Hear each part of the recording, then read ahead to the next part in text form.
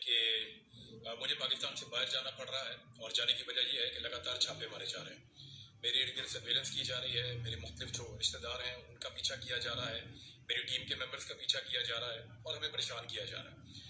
مختلف سورسز سے مجھے اطلاعات بھی ملی ہیں کہ کچھ ریڈ کرنے کے لیے مزید ٹیمیں تیار کی گئی ہیں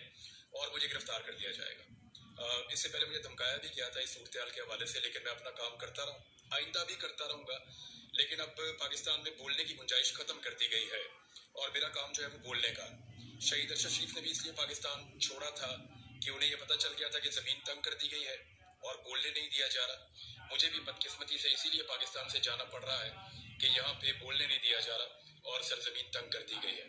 میں صرف اپنے بولنے کے رائٹ کے لیے جا رہا ہوں۔ جو لوگ مجھے جانتے ہیں، اور اب سب میرے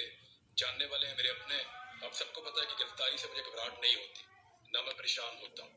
اور نہ اس سے میں ٹوٹتا ہوں۔ میں نے بہت ساری چیزیں برداشت